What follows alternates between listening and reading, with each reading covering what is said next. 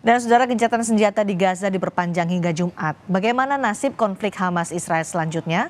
Kita bahas bersama pengamat Timur Tengah Hasibullah Satrawi dan relawan Mercy Fikri Ofiul Haq. Mas Fikri sudah bergabung bersama kami? Oke, Mas Fikri Rofiul Haq nanti akan bergabung bersama kita yang saat ini berada di Gaza. Tapi saya akan bahas bersama Bung Hasibullah terlebih dahulu. Bung Hasibullah, ini kan masing-masing pihak Israel dan juga Hamas melepaskan sandera di tengah gencatan senjata. Dengan catatan kalau gencatan senjata diperpanjang maka akan ditambah pula sandera yang dibebaskan. Menurut Anda apakah gencatan senjata akan kembali diperpanjang menjadi momen untuk bergening kedua pihak?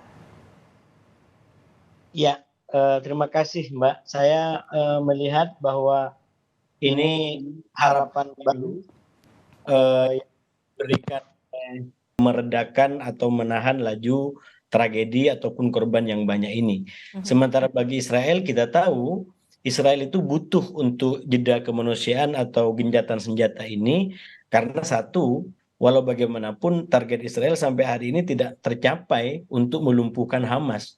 Bahkan senjata adalah situasi yang diinginkan Israel sendiri. Bahkan Amerika saya melihat justru berada pada posisi yang kurang lebih sama, terutama setelah Amerika sejak awal melakukan sikap yang lalu maju membela Israel dan ternyata di kemudian hari agak bermasalah. Kenapa bermasalah? Satu, karena rupanya tidak semua yang disampaikan Israel, terutama Benyamin Netanyahu dan elit-elit yang ada itu tidak selalu valid. Misalkan tentang bahwa Hamas melakukan sebuah kejahatan sampai pada tahap membunuh anak-anak. Ya, Itu tidak terbukti di kemudian hari. Dan baik. bahkan yang terakhir soal bagaimana rumah sakit dijadikan sebagai tameng. Itu juga sempat dilakukan pembelaan oleh Amerika dan ternyata juga tidak terbukti. Baik. Tapi kan Amerika sudah memberikan cek kosong dalam banyak statement bahwa kita akan selalu dukung Israel kalau apa yang dibutuhkan kita akan kirim. Nah, situasi ini tidak terlalu baik bagi Amerika, bahkan dalam konteks kepentingan politik internal Amerika, dan itu bisa dirujuk kepada salah satu hasil survei yang menunjukkan bahwa baru kali ini terjadi di Amerika justru terlalu memihak Israel, justru konotasinya negatif, karena dianggap tidak berbanding lurus dengan katakanlah tingkat keterpilihan gitu. Baik. Malah malah pendukung-pendukung Demokrat banyak yang kritis dan Israel adalah untuk kepentingan pragmatis tadi, yaitu untuk memperkuat mungkin kekurangan-kekurangan yang ada, informasi dan lain sebagainya. Kalau ada kesempatan mereka akan kembali kepada visi utama yaitu melumpuhkan Hamas. Nah, yang saya lihat Mbak hari ini adalah yang pertama Israel sendiri sudah sangat ambisi untuk segera kembali kepada visi utama, mungkin karena sudah banyak info yang masuk. Misalkan soal info terbaru bahwa Sandra ketemu dengan apa namanya Yahya Sinwar sebagai salah satu tokoh paling dicari di terowongan bawah tanah. Jadi itu info yang sangat penting dan saya melihat apa namanya Israel ingin segera balik menyerang itu. Tapi perkembangan politik internasional saya melihat tidak terlalu mendukung Israel hari ini. Ya. Misalkan Amerika paling tidak itu jelas-jelas ingin agar konflik ini berakhir dengan cepat, bahkan Amerika sudah mulai menggencarkan solusi permanen yang disebut sebagai two state solution. Jadi di saat Israel mau balik, tapi kita lihat justru perkembangan di level dunia, di level internasional tidak terlalu mendukung. Kalau dulunya karena terkesima atau mungkin terhenyak dengan serangan Hamas, dunia terutama negara Barat seakan-akan ngasih cek kosong untuk Israel melakukan apapun, tapi per hari ini setelah sekian korban yang ditimbulkan, informasi yang banyak tidak valid dari Israel, justru situasinya terbalik.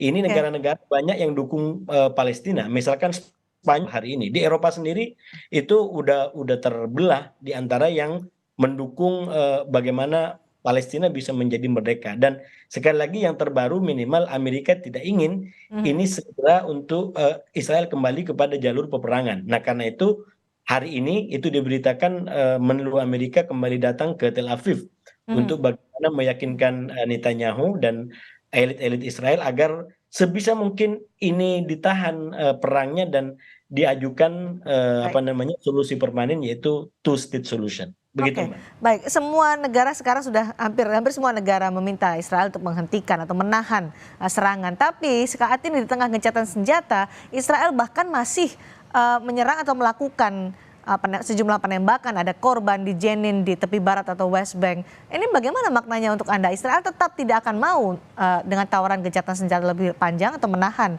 serangan kepada Palestina? Nah itu terutama kalau dibaca dalam konteks hubungan Israel dan Amerika itu menariknya yang ditulis oleh salah satu apa namanya media di Timur Tengah judulnya kurang lebih Israel atau Israel dan Amerika siapa yang memimpin. Mhm. Jadi dalam situasi seperti ini kan Israel seakan-akan dia tidak mau dipimpin, dia tidak mau Ya. didikte gitu. Tapi ketika ambisinya dikasih jalan, katakanlah untuk nyerang terus, wah dia permanen abadi perdamaian bagi Israel dan Palestina atau bahkan dengan dunia Arab, yaitu Mhm. melalui perwujudan dua negara sekali lagi. Karena Two ini state solution ya. iya, ini momentumnya semakin menguat. Misalkan Ibu Menlu Indonesia udah Ya. sampaikan itu, kemudian Amerika sendiri sampaikan itu, bahkan Eropa sendiri udah menyampaikan itu. Jadi menurut saya bahkan di Israel sendiri itu sudah mulai ada opsi-opsi yang memang ya coba kita perhatikan pembebasan sandera itu kan ya, bagaimana mungkin pembebasan sandera tapi situasinya kayak kayak pacaran gitu, kayak orang yang begitu intim, iya, Hmm. dada-dada begitu. Itu kan sesuatu yang tidak bisa dipungkiri. Ini ada something yang tidak tidak sesuai penggambaran dunia terkait Mhm. dengan Palestina dan Hamas secara umum. Dan itu menurut saya bagian daripada strategi Hamas. Saya membaca salah satu artikel yang ditulis oleh akademisi Israel yang mengatakan bahwa memang perang 7 Oktober dengan semua dampaknya itu Ya. bagian daripada strategi Hamas untuk bagaimana membuat dunia peduli dengan Mhm. persoalan Israel Hamas ini. Baik. Jadi dia ibarat ibarat meledakkan sendiri, lalu kemudian dari situ dapat perhatian dunia. Dan itu yang terjadi gitu. Jadi setelah 7 Oktober, itu dunia jadi tahu betapa persoalan di Gaza dan Israel Mhm. ini luar biasa. Dan bagaimana soal Baik. ketimpangan senjata itu luar biasa. Dan hari ini dunia sudah tidak bisa mundur lagi untuk membiarkan Gaza seperti itu. Betul. Betul. Itu dibaca dari Oke. statement bahkan disampaikan oleh pejabat-pejabat Uni Eropa. Mhm. Jadi kembali kepada poin tadi, semoga ini menjadi semesta Mudah-mudahan. mendukung untuk terwujudnya perdamaian yang abadi di antara Palestina dengan Israel. Bukan apa-apa, karena kalau bagi saya, Mbak, di antara tradisi ini adalah kita melihat itu kan tradisi yang nggak jauh hubungannya. Mhm. Di antara keyakinan-keyakinan yang ada. Sama-sama itu saya menyebutnya sebagai tradisi Baik. Abrahimik. Orang-orang yang berkeyakinan pada keturunan Nabi Ibrahim. Baik. Dan semoga lewat perdamaian ini dunia bisa menjadi lebih damai dan tidak ada lagi konflik yang bisa Ya. berdampak kemana-mana seperti sekarang. Mudah-mudahan semesta mendukung semakin banyak negara barat yang meminta Israel untuk gencatan senjata permanen dengan two state solutions termasuk dari Amerika Serikat dan juga dari internal Israel yang menginginkan sudah agresi atau serangan kepada Palestina semua demi kemanusiaan. Terima kasih Bung Hasibullah Satrawi sudah bergabung dan berbagi analisa di Sapa Indonesia Malam hari ini. Selamat malam.